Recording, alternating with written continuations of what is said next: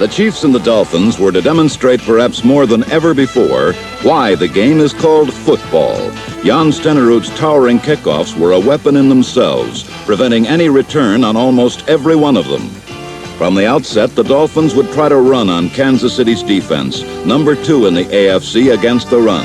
And throughout the first half, the Dolphins tandem of Jim Kick and Larry Zonka would be unable to do so. In fact, the Chiefs dominated the first quarter both on defense and on offense. The Chiefs moved well early in the game with Dawson's setbacks, number 14 Ed Podolak, and number 38 Wendell Hayes having more success than Miami's touted duo. With Miami's defense more wary of the Chiefs' passing, their running worked well and produced an early field goal.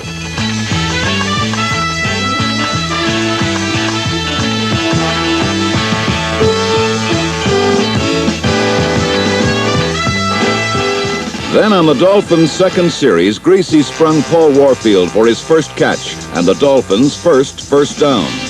Greasy would try to mix his targets, however, especially trying to clear his tight end over the middle. He tried this and failed, as middle linebacker Willie Lanier was in perfect zone coverage, intercepted, and caused one of the few turnovers Miami has suffered all year.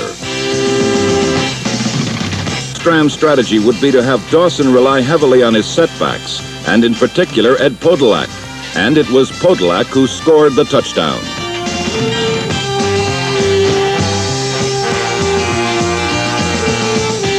Repeating the score, we can see Dawson look the defense one way and go the other, where he had Podolak and number 76 guard Mo Mormon ready to stamp out any would-be tacklers.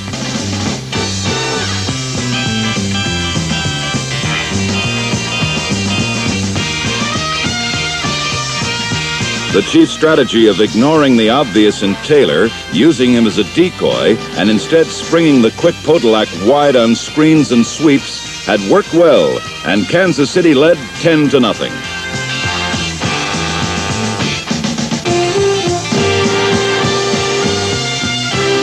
Conversely, Miami's only offense so far had been the obvious, Greasy to Warfield. Number 42 is a magician in cleats and took the Dolphins into Kansas City territory on the last play of the first quarter.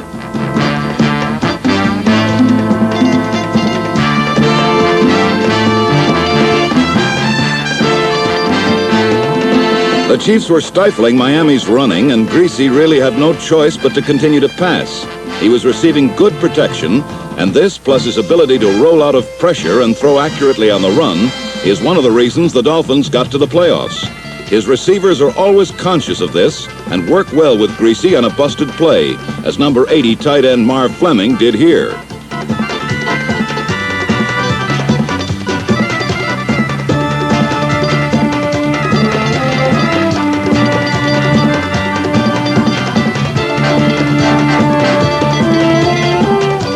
Three plays later, the Dolphins' Larry Zonka snuck over for Miami's first score. It was now 10-7 Chiefs.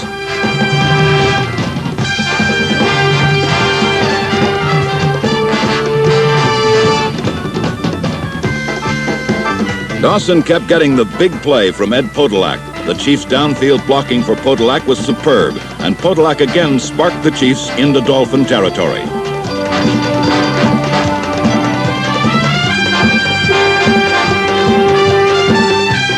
Dawson's faking was superb too. On the next play, he fooled almost everyone with 3 backfield fakes. However, he failed to fool Curtis Johnson, number 45, who stayed right with Otis Taylor and halted the drive with an interception.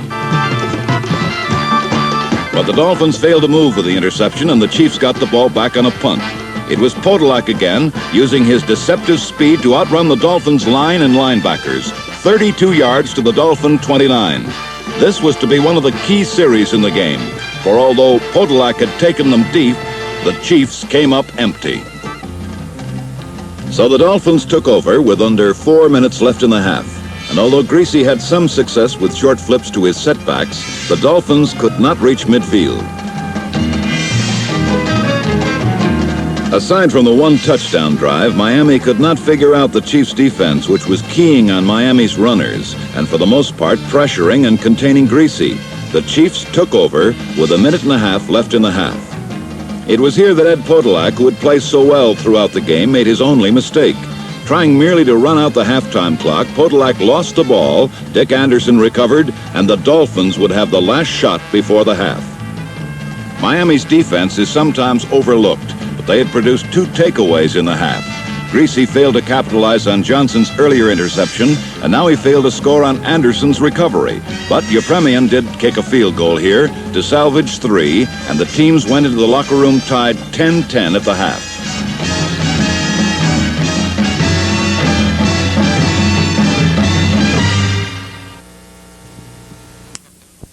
A long, time-consuming drive of the type Dawson used to beat Oakland to gain the playoffs. Stram decided to let Dawson use his wide receivers more in the second half on medium-range passes in front of Miami's zone. And 2 of the key plays in the drive were passes to number 17 Elmo Wright and to Otis Taylor, who lateraled to Podolak.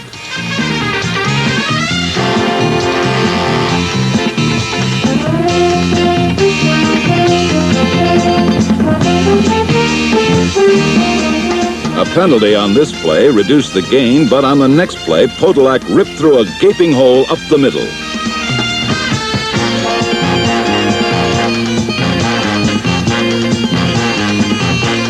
Stram had inserted the third in his big back arsenal, Jim Otis, and number 35 made a key first down on 3rd and 2 from the Dolphin 13, bouncing off his own blocker and moving to the 1.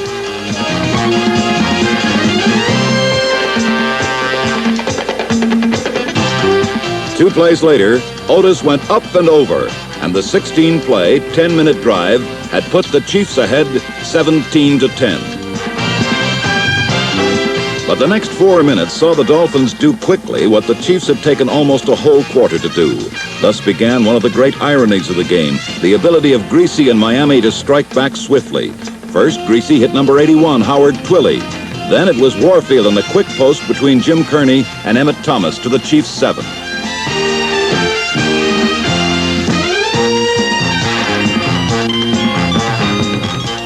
Two plays later, on 3rd and goal from the 1, Jim Kick went over, and Yepremian's extra point tied the score at 17 at the end of the 3rd quarter.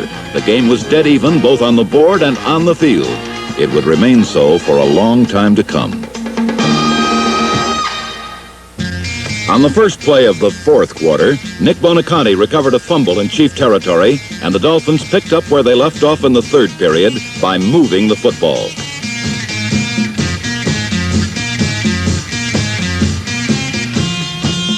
Greasy passed right into the arms of linebacker Jim Lynch. Miami's first series of the new quarter, like Kansas City's, had ended in a turnover.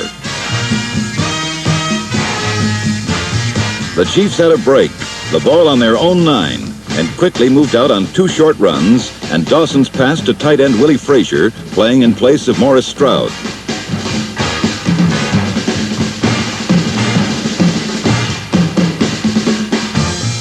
The Chiefs' short game had drawn the Miami defense in tight. So here, from his own 34, Len Dawson threw the long ball. It's doubtful that Elmo Wright really thought he'd scored. More likely, the rookie wanted a chance to show off his victory dance to a national television audience. On the next play, behind beautiful blocking, Ed Podolak powered past safety Dick Anderson into the end zone for the touchdown that put his team in front 24-17.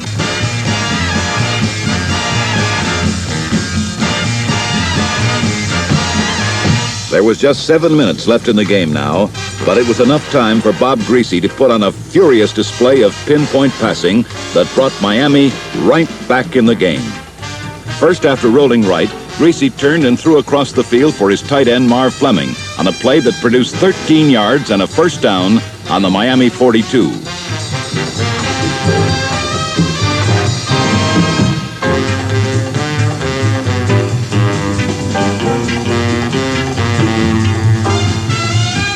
Here, Greasy sprung the reverse to Warfield, but the flanker fumbled. Luckily, Bob DeMarco recovered and Miami retained possession. 3rd and 13, and Greasy went to his ace Warfield, who had beaten Emmett Thomas over the middle. The Dolphins had the first down they so desperately needed.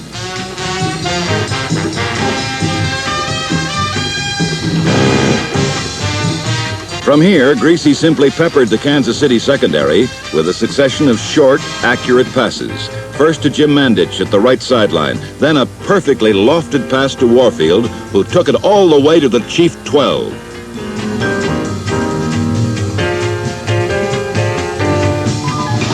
On this key pass, Warfield was operating on the short side of the field with little room to maneuver. Yet his moves completely fooled Emmett Thomas, number 18, who could only leap in a futile gesture at the pass over his head.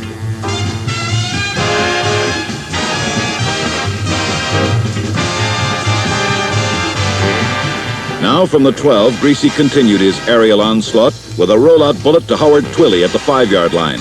Miami called timeout. There was now only a minute and a half remaining in the game. Here on his opponent's 5, with no time left for mistakes, Bob Greasy vividly demonstrated why in this, his 5th NFL season, he has become the complete pro quarterback. Greasy's primary receiver was blanketed in the end zone, so he improvised. Rolling to his right, he spotted a secondary outlet in Marv Fleming and hit him for the touchdown.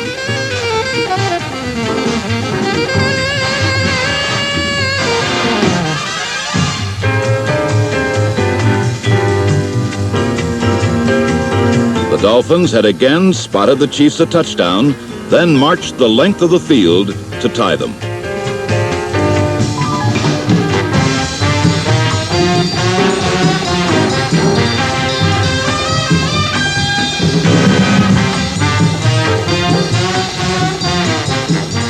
But unbelievably, even with a little over a minute left, this game was far from over.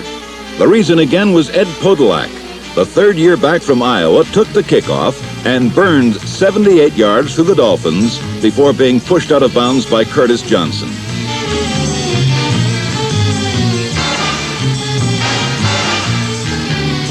It was fitting that the all-purpose Podolak made the big play, for his consistency and variety of talents are a major reason why the Chiefs won the Western Division for the first time since 1966. Now Kansas City had the ball on the Miami 22 and elected to lifelessly run 3 consecutive times. It ensured keeping the ball for the almost certain field goal that would win the game. The strategy also served to run the clock down, despite the fact that Miami called time immediately after each play. So the stage was set for Jan Stenerud, possibly the premier kicker in the game, to kick the winning field goal from the 32-yard line with only 35 seconds left.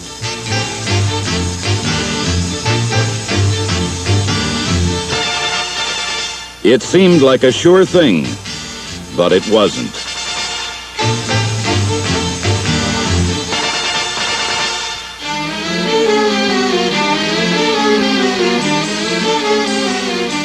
Incredibly, Stenerud had missed the chip shot, and Miami took over with the game still deadlocked at 24 points. Surprisingly, the Dolphins failed to even run out the remaining 35 seconds and were forced to punt with 7 seconds left. Time expired by the time Dennis Homan made a fair catch. But here, Hank Stram decided to forego the attempt of a free kick, which would have had to travel 70 yards and could have been returned by Miami. The game now went into overtime. You really gotta hand it to your hands. They get more grease and grind than they can stand, but they stay right by your side at your command. You really owe your hands a helping hand. So lather up with Paraxo, shake hands with Paraxo, come clean with Paraxo, shake hands with Paraxo, lather. You know, sometimes you just don't like the finish on something. And that's the best time to reach for a Black & Decker finishing sander, because they're the best-selling line of finishing sanders in America. At up to 10,000 orbits a minute, they'll take on paint, rust, rough wood, or any unpleasant finish and get rid of it. There. Now that's what I call a nicer finish. When America has a job to do, it reaches for Black & Decker. Whoa! Look at there! Monroe's giving away $10. Just go to any participating dealer before June 30, make your best deal on Ford Radial-Matic or Monroe Magnum 60 shocks, and he'll give you $10. That's quite a deal. McDonald Auto Supply carries a huge stock of Monroe shocks. Garo Yepremian kicked off, purposely keeping the ball low and away from Ed Podolak. But he ended up with it anyway, and again made a fine return, giving his team excellent field position on their own 46. Already, the Chiefs were close to Stenerud's field goal range, and they quickly improved their position on the first play when workhorse Podolak took a screen into Miami territory.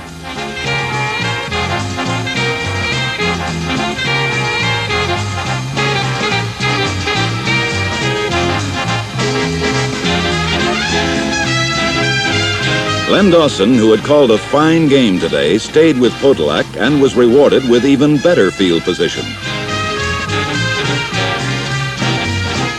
But Dawson may have gone to the well once too often, for on the next play, Podolak fumbled, and though Miami gestured madly, Kansas City recovered the ball on the Dolphin 35. Stenerud came in to kick. The game appeared lost for Miami.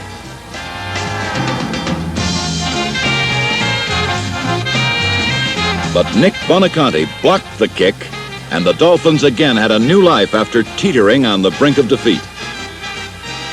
On this series, Miami's first in overtime, the Chief defense seemed to vent their frustration on the Dolphins. Aaron Brown crashed into Greasy's sore shoulder, and the young quarterback obviously felt the pain. This was a great day for the AFC's number 1 and number 2 passers, both former Purdue quarterbacks, although a decade apart. Today, both were magnificent. Again, the Chiefs smelled out the flanker reverse, Marvin Upshaw tripping up Warfield for a loss that ended Miami's first overtime series. But their defense held the Chiefs and forced a punt to Jake Scott, the second leading returner in the AFC. And Scott's 18-yard dash gave Miami decent field position, which is so important in sudden death.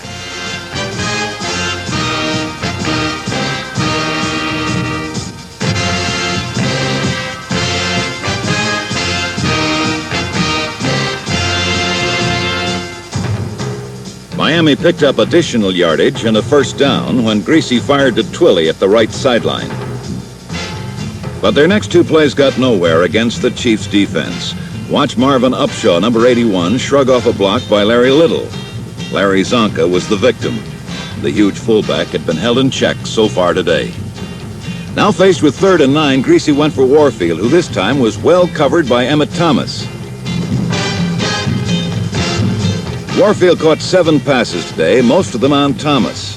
But here, with Miami driving, the cornerback came up with a vital save. A repeat in slow motion shows how he did it.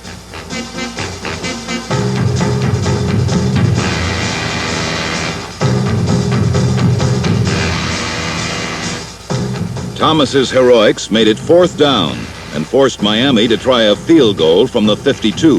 Yepremian's attempt was short, and Kansas City had the ball again. Rain. Here's an auto wax made for protection. Tire plate. Snow. A wax that helps slow down surface rust that starts in nicks and scratches outside your car. Tire plate. Salt. A wax that slows surface rust better than any other leading wax. Tire plate. So get the shine that protects. Get Car Plate.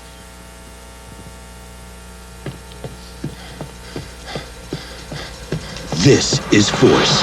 Up to 500 pounds of it. That's the kind of torture a running shoe has to take with every stride. These are the shoes built to take it. The amazing new USA Olympics. Built to take the pounding, cushion the shock, and provide the comfort. Stride after stride, mile after mile. USA Olympic joggers, only $17.99, and only at JCPenney. They're built to take it.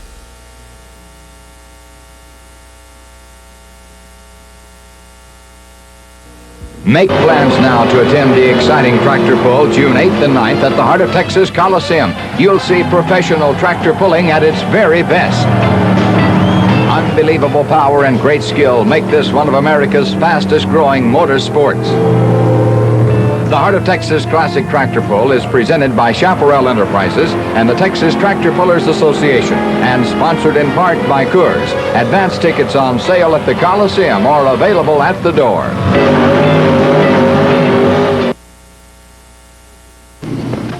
Daddy, can I help you?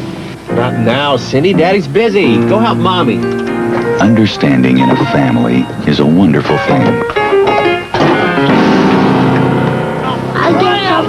Back was brought down for a loss by Nick Bonaconti, one of 20 tackles or assists made today by the Dolphin captain. Now faced with 3rd and 5 at midfield, Dawson tried for better position for his kicker and lost. Jake Scott fielded the ball and returned 13 yards to the Miami 46 to end one threat and set up a new one for his own team as the game went into the second period of overtime.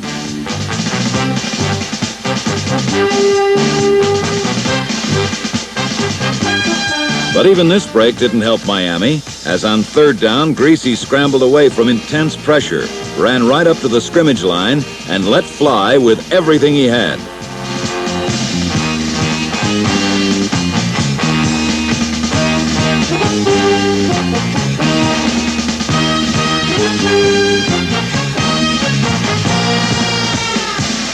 Jim Mandich had safety Jim Kearney beaten, but the pass was on the wrong side and fell incomplete.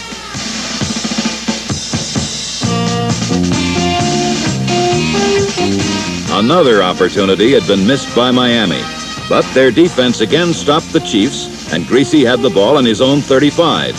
He called for Zonka on a counter against the flow, and the big back finally broke loose. This play, one of the biggest of many in this thriller, finally brought Miami into good field position, and Garo Yepremian came in to make the most important kick of the 1971 NFL season. It was good. Another look shows Yepremian knew it was good as soon as he kicked it. His holder, Carl Noonan, waited for the signal before celebrating one of the most exciting victories a team has ever won. In the longest professional football game ever played, a field goal had propelled the Miami Dolphins into the championship game. In only the 4th sudden death overtime in the league's history, the Kansas City Chiefs' dream of a 3rd Super Bowl was ended, while Don Shula's young team had kicked and scratched and came from behind to prove that they're a team that has arrived.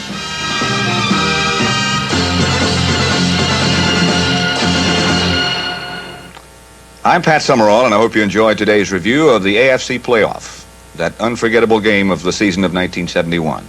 And I hope you'll join me the next time we take a look into the past on great teams